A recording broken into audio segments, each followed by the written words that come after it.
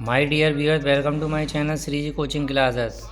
आज हम आपको डायरेक्ट इनडायरेक्ट नरेशन का क्विक रिवीजन जितनी जल्दी हो सकता है यूपी बोर्ड 10th और 12th दोनों के लिए है जी, और हम कोशिश करेंगे जितना जल्दी हो सके बता देंगे।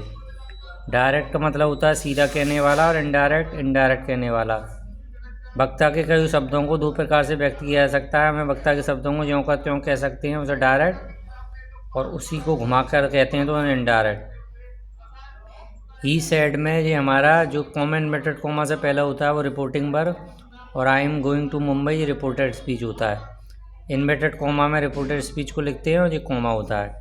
इनडायरेक्ट स्पीच बनाते समय इन्वर्टेड कॉमा प्रयोग नहीं करते हैं। सेंटेंस को 5 भागों में बांट दिया जाता है। अब सेंटेंस को आप पहचानेंगे कैसे।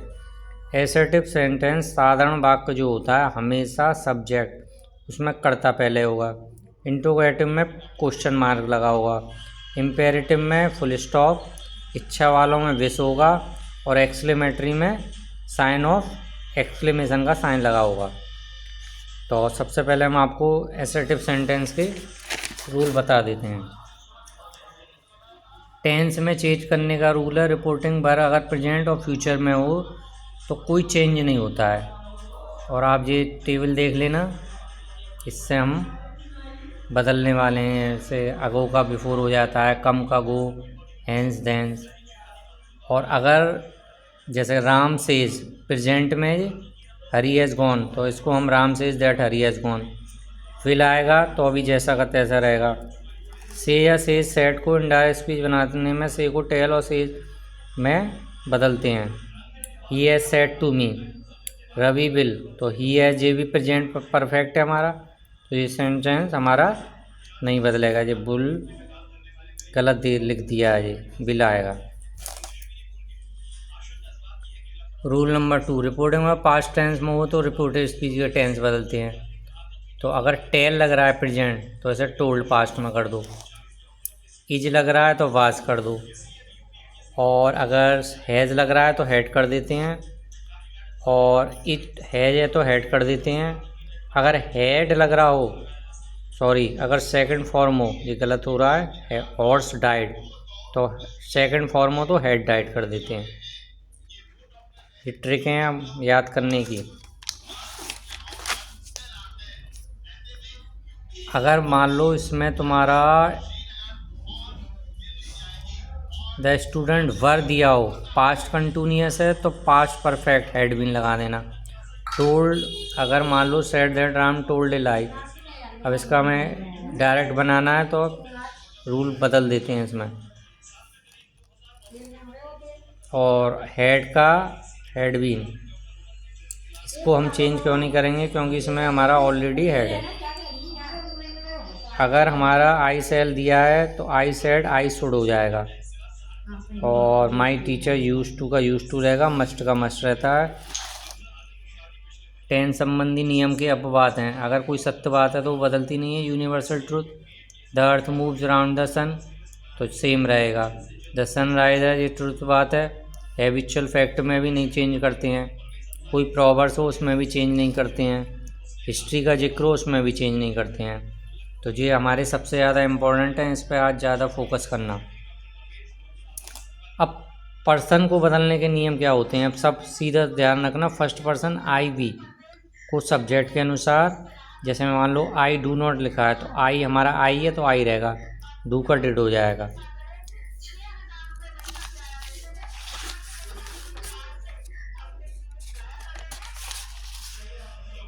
सेकंड पर्सन यू ऑब्जेक्ट के अनुसार होता है, और थर्ड पर्सन बदलते नहीं हैं।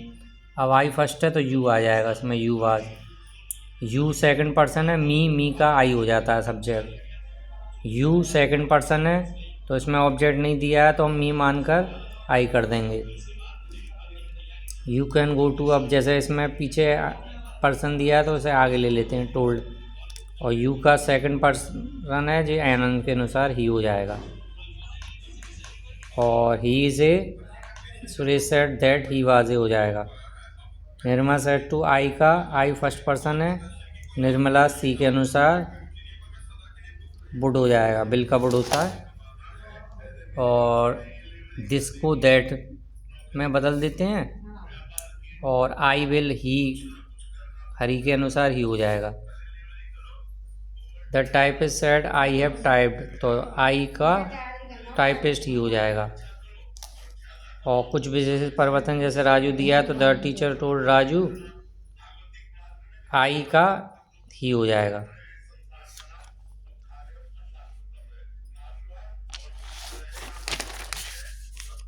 यदि इंडिया के लिए वेल जैसे यू सी शब्द शब्दों को छोड़ देते हैं। वेल दिया है तो वेल को छोड़ देंगे, यू सी दिया है तो इसको भी छोड़ देते हैं। कंडीशन वाले वाक्यों में हम इफ़ माई कॉलेज का इफ़ हर कॉलेज जैसा था वैसा ही रहेगा। I had been near the house. Thank you word दिया हो और रिपोर्टिंग स्पीच में होप फील आदि को रिपोर्टिंग बना देते हैं। जैसे थैंक यू दिया है तो इसका थैंक्ड कर देते हैं और सर का रेस्पेक्टफुली कर देते हैं। ये हमारे पर्सन हैं, इनको कैसे कन्वर्ट करना है ये देख लेना आप। अब आता है हमारा इंट्रोगेटिव। अगर हमारा क्वेश्चन मार्क में दिया है तो सेड टू को आस्क्ड में बदल दो या इंक्वायर्ड ऑफ में बदल दो, और दैट ना लगाकर इसमें इफ़ लगा देते हैं। जैसे हम आपको सेंटेंस बता देते हैं, आर यू, तो ये हेल्पिंग वर्ब पहले दे रखी है। इफ़ यू हिम के अनुसार ही हो जाएगा, और कैन यू ये भी हमारा हेल्पिंग वर्ब है तो यू हिम के अनुसार ही हो जाएगा, कैन का कुड हो जाएगा। विल यू पूजा है तो सी हो जाएगा, इफ़ हो जाएगा। और डू है तो डू हमारा इंट्रोगेटिव है तो इफ़ आई सेकंड फॉर्म लगा देंगे, if he went there.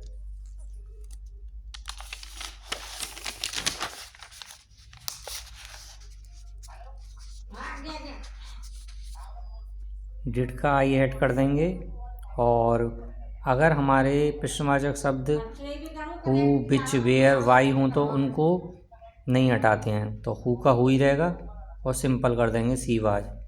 Y का वाई ही ऐड हो जाएगा, वेयर का वेयर आई लिव्ड हो जाएगा।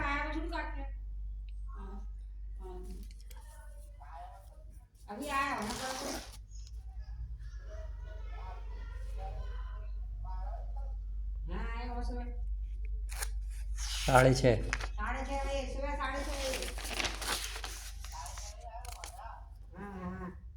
सिट इन जो ये इम्पेरेटिव सेंटेंस हैं हमारे, तो इसमें टू लगाते हैं और सेंस के अनुसार ordered, advised, ordered to sit down. और डू नॉट का नॉट टू कर देते हैं, नॉट टू। काइंडली का प्लीज़ या रिक्वेस्टेड, वर्क हार्ड। फॉर का सर का रिक्वेस्टेड। नेवर से अगर शुरू दे रखा है तो पहले नेवर। और काइंडली का रिक्वेस्टेड। वुड यू, इस तरीके के सेंटेंस अगर दिए हैं, would you please give me, तो इसमें हम रिक्वेस्टेड लगाते हैं, requested me to give him my pen. Would you वाले जो क्वेश्चन है जिसमें हम किसी चीज़ को ऑफ़र करते हैं तो उसमें हम इनवाइटेड या रिक्वेस्टेड लगाते हैं। इम्पेरेटिव सेंटेंस में लेट का नियम, तो इसमें हमें कुछ नहीं करना होता है, जैसा सेंटेंस हो उसके भाव के अनुसार बदल देते हैं। जैसे अगर हाँ लेटस वालों में तुम्हें विशेष ध्यान रखना पड़ेगा, उसमें शुड लगा देते हैं और प्रपोज्ड। और रिक्वेस्ट वालों में रिक्वेस्ट लगा देते हैं, कमांड वाले में कमांड लगाएंगे। लेट दिया है इसमें लेटस नहीं है तो इसमें ऑर्डर लगा देंगे।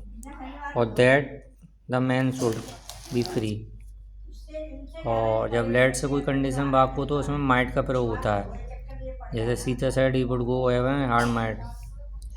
और ऑप्टेटिव सेंटेंस में हम जैसे मे दिया है, मे यू लिव लॉन्ग, तो विश्ड लगा देते हैं, ही विश दैट।